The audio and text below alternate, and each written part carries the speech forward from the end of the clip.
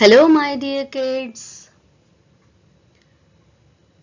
I'm back again with the online classes of St. Joseph's Academy for class 5th, subject Social Studies, lesson number 7, part 1 of Fundamental Rights and Duties, presented by Durga Thapa.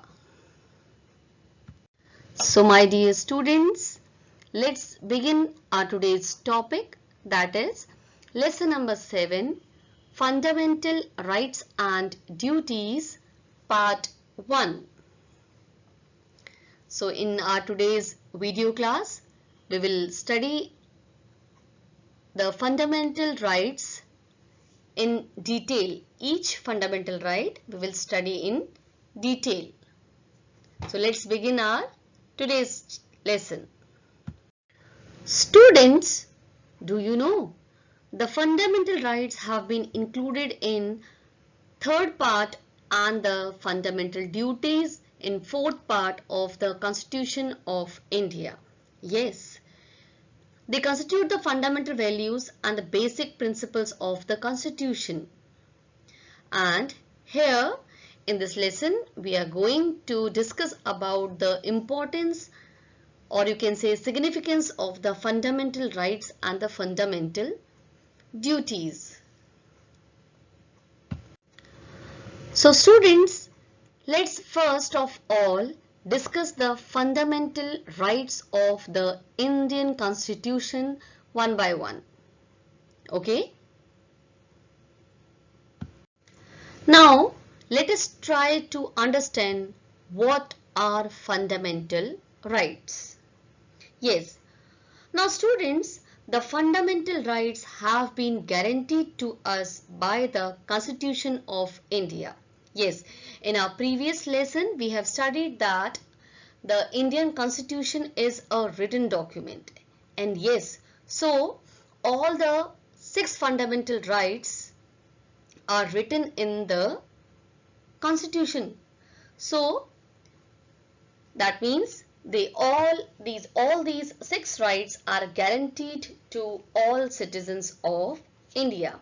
Yes, and these rights are very foundation and the important feature of our democratic structure. Yes, and it is very important. It is the very foundation and the most important feature, most important right, most important feature of our democratic structure. That means democratic structure means where every citizen is having the right to vote to make the government. Yes, so in this the fundamental rights are binding on the state. Yes, so the fundamental rights are binding the country. Yes, and students, just now we read that the fundamental rights contained in part 3rd of the Constitution of India, and they are as follows. Now students, here are the 6 fundamental rights. Yes, the 6 fundamental rights are, the first one is right to equality, number 2, right to freedom, number 3, right against exploitation, number 4, right to freedom of religion, number 5, cultural and educational rights, and number 6 is right to constitutional remedies. Okay, now students, here one by one we are going to study these all 6 fundamental rights in detail. Okay, let's get started. Students, we all are Indians and we are following the Indian Constitution. And the Indian Constitution has given us some rights. Okay, just now we have read the 6 fundamental rights. So we all of us should be aware of our rights. What are our rights? So we should be aware of our rights. Okay, so now students, one by one we will study the rights, the fundamental rights in detail. Students, the first right is right to equality. Yes, according to this right to equality, the first point is all persons shall be equal before the law. That means uh, for all the people, law is the same. Number two is all persons shall have equal protection of law within the territory of India. So as an Indian, those who are living in the boundaries of India, they all are having the same equal, they shall get the same equal protection of the law. Yes, the state shall not discriminate against any citizen on the grounds of religion, race, caste, sex, or birth of the place of birth. Yes, so all the citizens are equal at every aspect. Yes. Next is the state shall provide equality of opportunity in matters of public appointments. Yes, all the Indians are equal and they all are getting the same opportunity to apply for the public appointments like government jobs, business and other facilities which are available for the citizens. Yes. Next one is untouchability and its practice is anymore has been abolished. Yes. Any type of discrimination in the like the caste, the lower caste, the upper caste, we cannot do the untouchability. We cannot perform the untouchability. Oh, you are of this or you are belong to this caste, or you are belong to this society, you are belong to this uh, society, so we cannot touch you, you should be away from us. So these types of practice we cannot perform. All these are abolished. Next one, the state shall not confer titles to anyone. We cannot give bad names to any person. Okay, we all are equal. The second fundamental right is right to freedom. Yes, students, according to right to freedom, all citizens shall have the right to, first one is the freedom of speech and expression. Yes, you you are getting the right to speak and to express yourself. Yes. Number B is assemble peacefully and without arms. So we can take the we can make an assembly, but we have to be without the arms. We can form the associations and the uniforms and the parties. uh, so different kinds of parties you have heard. So political parties are also there, union parties are also there. So we can we can form the associations and the unions. We are having the right to move freely throughout the territory of India. Yes, as an Indian, we all are free to move from one place to another place. We can move, we can go to any part of India. The next is reside and settle in any part of the territory of India. Yes, within the boundaries of India, at any part of India, whether it is Bihar, whether it is Kerala, whether it is Bhopal, whether it is Rajasthan, UP. So we are having so many states in India. So out of these states, we can settle down at any part of the country. Yes. And the last one is the practice any profession or carry on any occupation, trade or business. Yes, we are free to choose our own profession. We are free to choose our trade. We are free to choose our business. So all these are, we all are getting these at the as a right to freedom.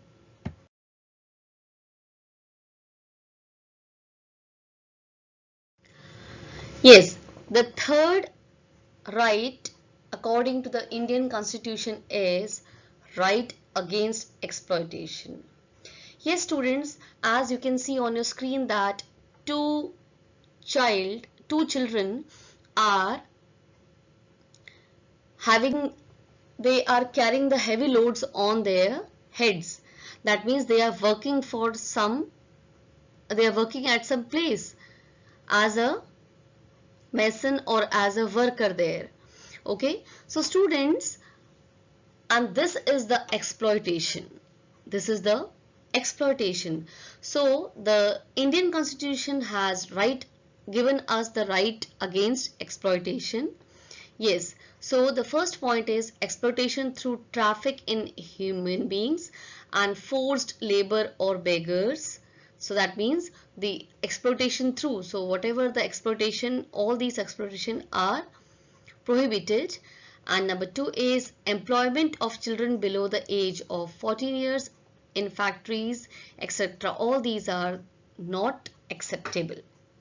Okay, so these are prohibited. Students, the fourth right according to the Indian Constitution is right to freedom of religion. Yes. Now students, according to right to freedom of religion, the first point is all persons, that means all citizens of India, are equally entitled to freedom of conscience and the right to freely process, practice and propagate religion. Yes, we all are free to follow any religion, and we are allowed to follow our religion. We can do the procession, we can do the worshipping, we can go to the churches, we can go to our temples. So whosoever the religion we are following, we are free to follow. Nobody can stop us by following nobody can stop us to practice our religious works. Number two is freedom to manage religious affairs. Yes, so we are free to manage religious affairs like going to Hajj, going to Tirth Yatra and making the processions, taking part in the processions, religious processions. So all these are the part of the religion and we all are free to we are having the right to freedom of religion. And students, the next point is freedom not to pay taxes for the religious promotions. Yes, we are not forced. We are having the freedom not to pay taxes for the religious promotions. Yes. No religious institution shall be provided in any educational institution which is completely maintained out of the state funds. Yes, we are not allowed, no religious instructions shall be provided by any educational institute. Yes, we all should be set free we all are set free to maintain, to perform our own religion, to obey or to follow any religion or any path. No educational institute shall give instructions, religious instructions about any religious aspects. Okay. The next right according to Indian Constitution is cultural and educational rights.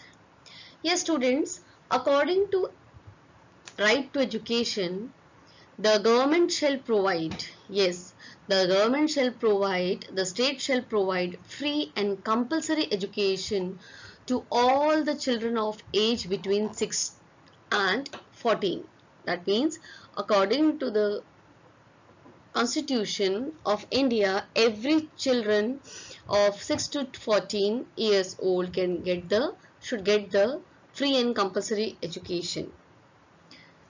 Yes, students. And the next one is, no citizen shall be denied admission to any educational institution maintained by the state or receiving aid out of the state funds or funds on the grounds of religion, caste, race or language or the birthplace, etc.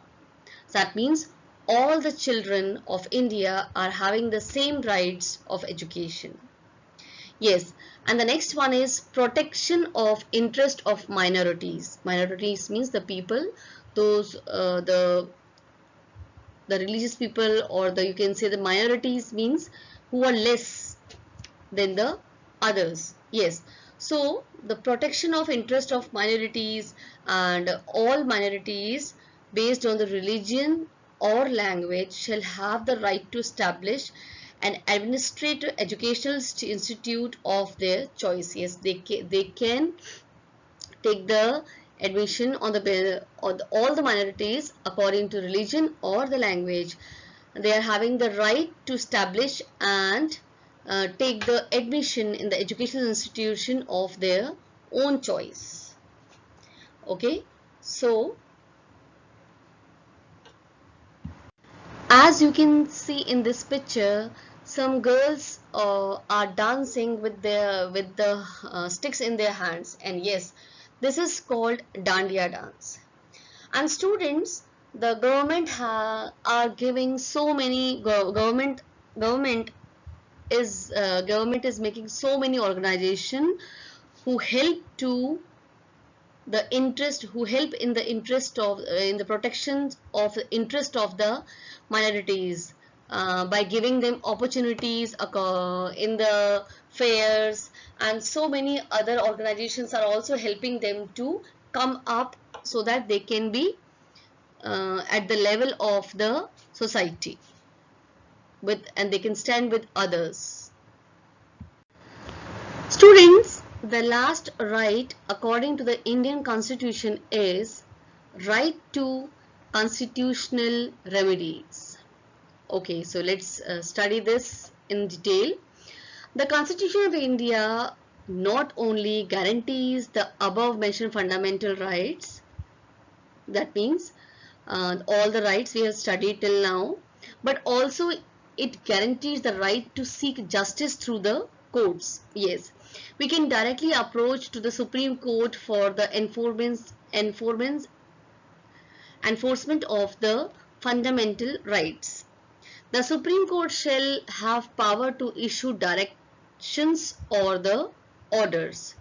Yes, students, Dr. Bhimrao Ambedkar has marked out that the right to constitutional remedies as the very soul and the heart of the Constitution. So students, while we all are enjoying our rights, we should also interface with the rights of the other people. We should be aware with the rights of the other people. Then only we will be able to enjoy our own rights. Okay? Thank you, my dear kids. Have a nice day. Enjoy the greenery and enjoy the rain.